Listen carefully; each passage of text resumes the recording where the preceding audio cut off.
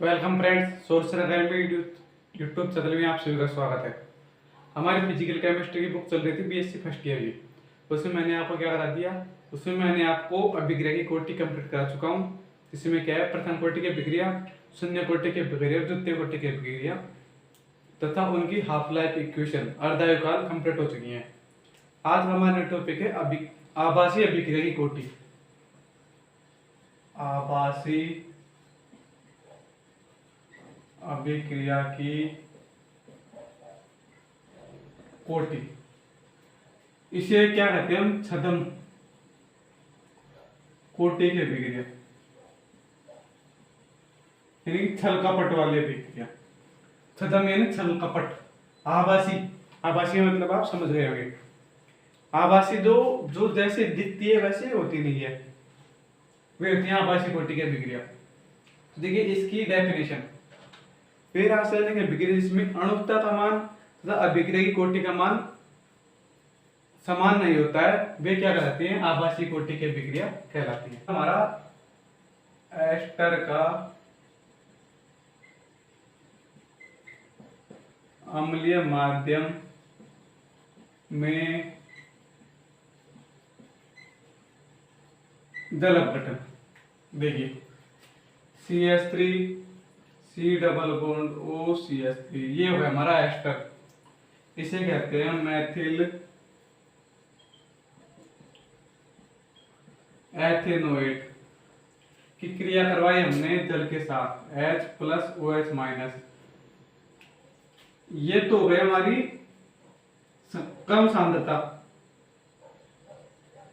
इसके हो गए अधिक, यानी अधिक मात्रा में इसका यूज करेंगे। किसके साथ, H+ अम्लीय माध्यम में जब इसकी क्रिया करवाई तो यहां से प्राप्त होगा हमें CH3 COOH plus CH3 OH, CH3 OH। देखिए ये हो गया हमारा एसिड, ये हो गया हमारा अल्कोहल। किसके समानुपाती होता है, क्रियाकारक की सांद्रता के समानुपाती होता है। तो R direct proportional CH3 COO CH3 H2O। तो कितने अणु भाग ले रहे हैं आपके साथ, दो क्रियाकारक भाग ले रहे हैं। तो देखिए इसकी तो हो गई सांद्रता कम, तो इसकी तो सांद्रता हो गई कम, इसका आधिक ले रहे हैं तो सांद्रता कम है, तो इसकी तो 1 और इसकी सांद्रता देखिए इसकी घात 0 हो जाएगी। तो जब इसका आधिक किया तो ये तो है नेगलेट, यानी कि इसकी सांद्रता को नगण्य माना जाता है। R direct proportional CH3 COCH3, R बराबर K CH3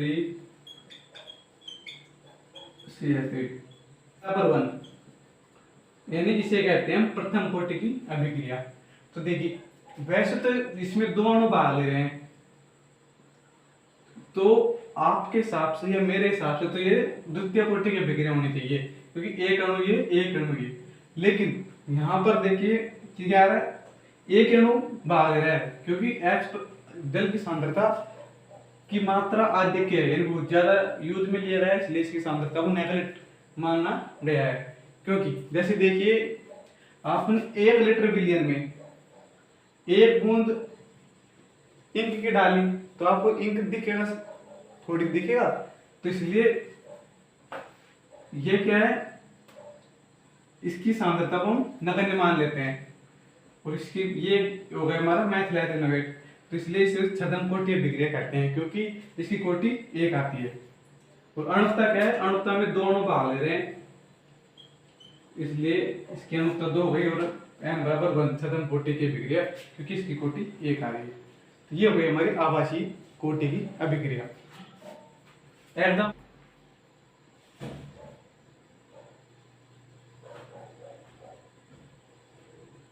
सुक्रोज का अम्लीय माध्यम में जल अपघटन,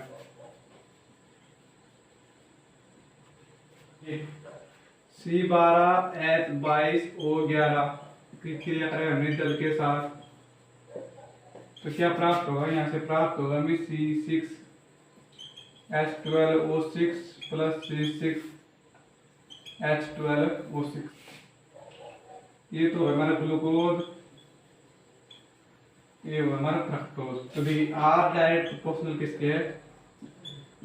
C12H22O11 तथा जल। अब यहाँ पर जल की सांद्रता बहुत अधिक होने के कारण विक्रिया के वेग इस पर निर्भर नहीं करता है, तो इसको हम नेगेटिव मान लेते हैं। तो क्या प्राप्त होगा हमें? R direct proportional C12H22O11। तो ये हो गई हमारी छद्म कोटि की अभिक्रिया।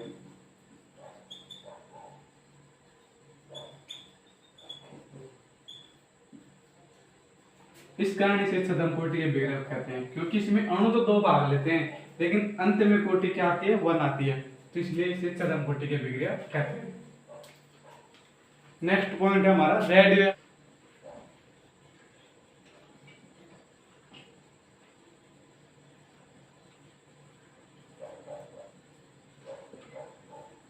रेडियो एक्टिव हमारा एक ए से क्या बन रहा है? विघटन होकर बी बन रहा है। तो यदि t बराबर 0 समय पर ए के परमाणुओं की संख्या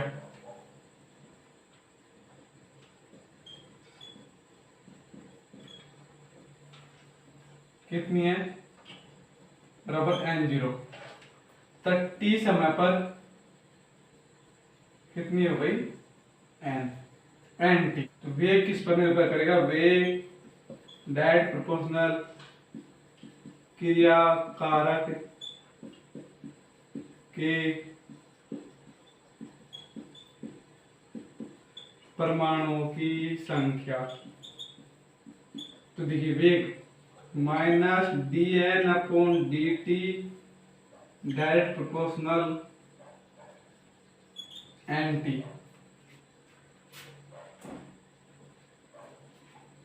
तो माइनस dNt/dt बराबर kNt। भाई इसका जब साइन हटा देंगे तो क्या प्राप्त होगा? हमें नियतांक प्राप्त होगा।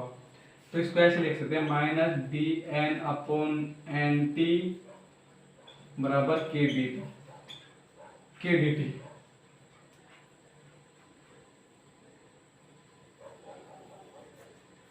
तो देखिए इस dN/dt का दोनों तरफ समाकलन करने पर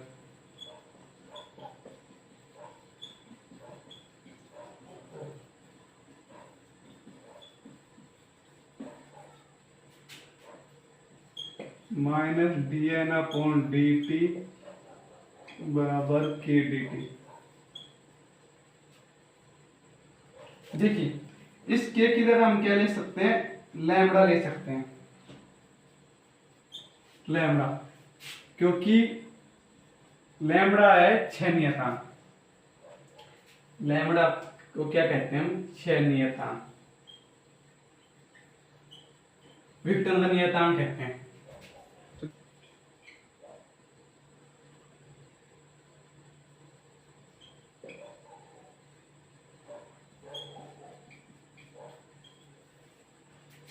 जब इसको समाकलन करेंगे तो हमें यह प्राप्त होगा माइनस ln/nt बराबर लैम्डा टी प्लस सी। यदि t बराबर 0 तथा nt बराबर n0 हो तो लैम ये तो है हमारा n0 प्लस 0 प्लस सी, यानी सी का मान क्या है हमारा? n0। तो समीकरण 3 से 2 में मान रखने पर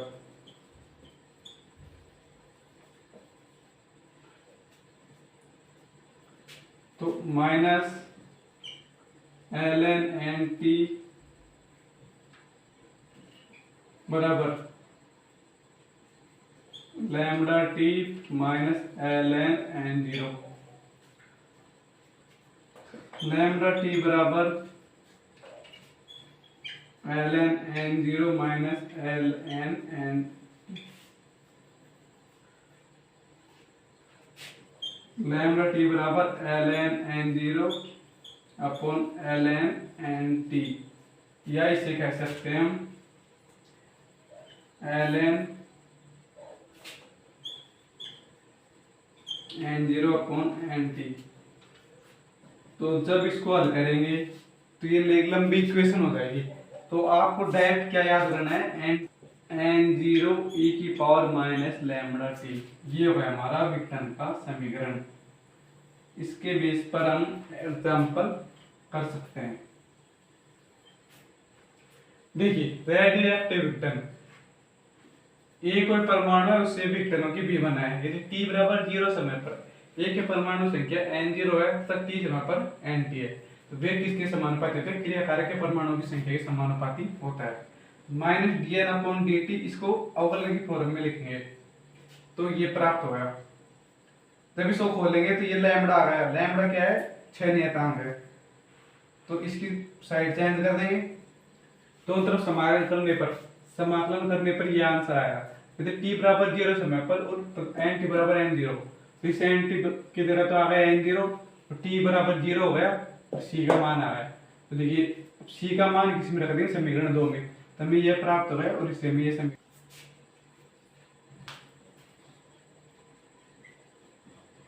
अभिक्रिया वेग को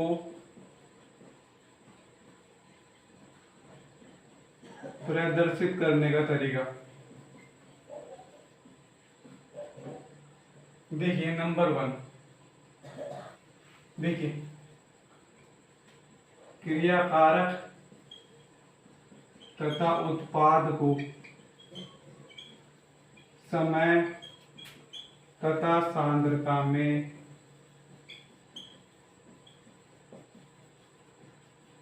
परिवर्तन के हिसाब से लिखा जाता है। एक नियम तो ये हो गया।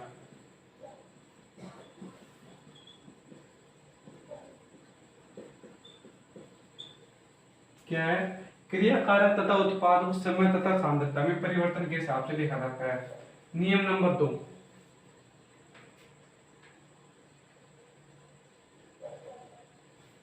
देखिए A plus B C plus D, ये वही विक्रिया है। तो क्या है, क्रियाकारक के अणु कारक के आगे तो ऋणात्मक चिन्ह तथा उत्पाद के आगे धनात्मक चिन्ह लगाकर प्रदर्शित किया जाता है। तो देखिए आर एवरेज बराबर delta A upon delta T minus या delta B upon delta T